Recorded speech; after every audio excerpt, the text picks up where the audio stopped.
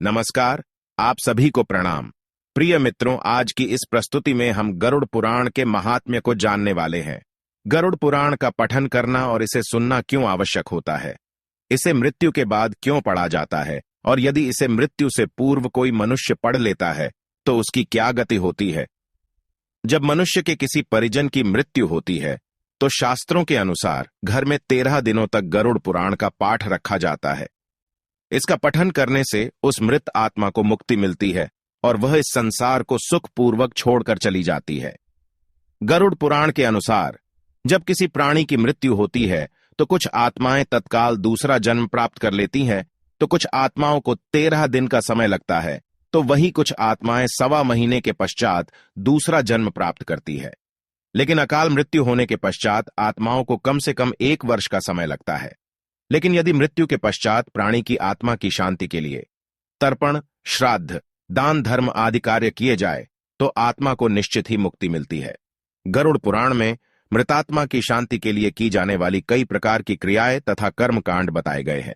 यदि मृत्यु के पश्चात प्राणी के लिए कोई भी तर्पण तथा श्राद्ध आदि कार्य नहीं करता है तो ऐसा प्राणी प्रेत योनि को प्राप्त होता है और पृथ्वी लोक पर ही भटकता रहता है। गरुड़ पुराण को महापुराण कहा जाता है। गरुड़ पुराण को ब्रह्मा जी ने भगवान विष्णु से सुना था। फिर ब्रह्मा जी ने इस पुराण को नारद जी तथा अन्य ऋषि मुनियों को सुनाया था। यह पुराण महासार तत्व है। इसमें सभी शास्त्रों का सार है। यह प्राणी को धर्म, कर्म, धन और मोक्ष प्रदान करने वाला है। गरुड़ पुराण में धर्मकांड का जो भाग है वह भगवान विष्णु ने गरुड़ जी को सुनाया था। इसी कारण से इसे गरुड़ पुराण कहा जाता है। इस भाग में भगवान विष्णु ने जन्म और मृत्यु के संबंध में जो रहस्य है वह बताया है, जिसे सुनकर प्राणी सभी पापों से मुक्त हो जाता है। तो चलिए जान लेते हैं मृत्यु के बाद गरुड़ पुराण का पठन क्यों किया जाता है और क्या होता है। अगर कोई जीवित रहते ही इसका पठन कर लेता है, जो मनुष्य एकाग्र चित्त होकर इस महापुराण का पाठ करता है, सुनता है अथवा सुनाता है, इसको लिखता है, लिखाता है, ग्रंथ के ही रूप में इसे अपने पास रखता है, तो वह यदि धर्मार्थी है तो उसे धर्म की प्राप्ति होती है। यदि वह अर्थ का अभिलाषी है तो अर्थ प्राप्त करता है। यदि वह कामी है तो उसकी कामनाएं पूर्ण होती हैं, और यदि वह मोक्ष प्राप्त करने का इच्छुक है तो उसे मोक्ष प्राप्त होता है। मनुष्य जिस जिस वस्तु की कामना करता है वह सब इस गरुड़ महापुराण को सुनने से प्राप्त हो जाता है। दोस्तों, गरुड़ पुराण में मृत्यु के पहले और बाद की स्थिति के बारे में बताया गया है, इसीलिए यह पुराण मृतक को सुनाया जाता है। गरुड़ पुराण के अनुसार मृत्यु के बाद मृतक की आत्मा 13 दिनों तक पृथ्वी पर ही रहती है। उसका अपने परिवार जनों से मोह नहीं छूटता है। वह अपने मृत शरीर में भी बार बार प्रवेश करने का प्रयास करता है। इसीलिए घर में गरुड़ पुराण का पाठ करवाया जाता है। जब वह मृतात्मा गरुड़ पुराण को सुनती है तो उसे सत्य असत्य का ज्ञान हो जाता है।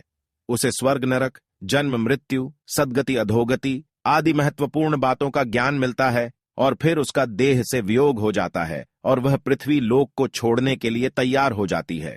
मृतक की आत्मा को आगे की यात्रा में किन किन बातों का सामना करना पड़ेगा, कौन से लोक में उसका गमन हो सकता है, यह सभी वह गरुड़ पुराण सुनकर जान लेता है। गरुड़ पुराण हमें सत्कर्मों के लिए प्रेरित करता है। सत्कर्म और सुमति से ही सद्गति और मुक्ति या मोक्ष की प्राप्ति मिलती है। गरुड़ पुराण में व्यक्ति के कर्मों के आधार पर दंड स्वरूप मिलने वाले विभिन्न नरकों के बारे में बताया गया है। गरुड़ पुराण के अनुसार कौन सी चीजें व्यक्ति को सद्गति की ओर ले जाती हैं, इस बात का उत्तर भगवान विष्णु ने दिया है।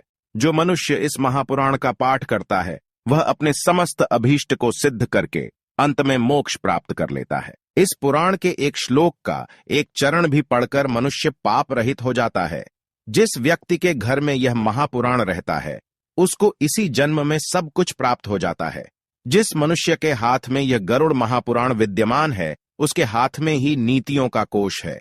जो प्राणी इस पुराण का पाठ करता है या इसको सुनता है वह भोग और मोक्ष दोनों को प्राप्त कर लेता है। इस महापुराण को पढ़ने एवं सुनने से मनुष्य के धर्म, अर्थ, काम और मोक्ष इन चारों पुरुषार्थों की सिद्धि हो जाती है। इस महापुराण का पाठ करके या इसे सुन करके पुत्रार्थी पुत्र, कामार्थी काम को, विद्यार्थी विद्या को, विजिगीषु विजय प्राप्त कर लेता है तथा ब्रह्म हत्यादि से युक्त पापी का पाप नष्ट हो जाता है। वंध्या स्त्री पुत्र प्राप्त कर लेती है, कुंवारी कन्या सज्जन पति प्राप्त करती है तथा भोग चाहने वाला भोग प्राप्त कर लेता है। इसी प्रकार मंगल की कामना से प्रेरित व्यक्ति अपना मंगल, गुणों का इच्छुक व्यक्ति उत्तम गुण, काव्य करने का अभिलाषी मनुष्य कवित्व शक्ति, सारतत्व चाहने वाला सार, ज्ञानार्थी ज्ञान प्राप्त करता है। पक्षी श्रेष्ठ गरुड़ के द्वारा कहा गया यह गरुड़ महापुराण धन्य है, यह सबका कल्याण करने वाला है। जो मनुष्य इस महापुराण के एक भी श्लोक का पाठ करता है उसकी अकाल मृत्यु नहीं होती। इसके मात्र आधे श्लोक का पाठ करने से निश्चित ही दुष्ट शत्रु का क्षय होता है। नैमिषारण्य में ऋषियों के द्वारा आयोजित यज्ञ में सूत जी महाराज से इस महापुराण को सुनकर के स्वयं शौनक मुनि ने भगवान विष्णु की कृपा से मुक्ति का लाभ प्राप्त किया था। कहते हैं कि गरुड़ पुराण का पाठ सुनने से ही मृतक की आत्मा को शांति प्राप्त होती है और उसे स्वयं की मुक्ति का मार्ग पता चल जाता है। वह अपने सारे संताप, लोभ, वासना, अपने परिजनों के प्रति मोह माया को भूलकर प्रभु के मार्ग पर चलकर सद्गति प्राप्त कर लेता है, या तो पितृलोक में चला जाता है। उसे प्रेत, पिशाच या चुड़ैल बनकर भटकना नहीं पड़ता है। साथ ही उसके जन्म जन्मांतर के पाप भी नष्ट होते हैं तथा वह आत्मा ईश्वर स्मरण करते हुए अपने अगले मार्गों पर प्रस्थान करती है। तो मित्रों, इस प्रकार से ऋषियों ने गरुड़ पुराण का माहात्म्य बताया है। आप भी गरुड़ पुराण का पाठ अवश्य करें। उम्मीद है आपको यह जानकारी अच्छी लगी होगी। वीडियो को लाइक जरूर करें और कमेंट में जय श्री कृष्ण अवश्य लिखें। साथ ही चैनल को सब्सक्राइब करें। आप सभी का धन्यवाद।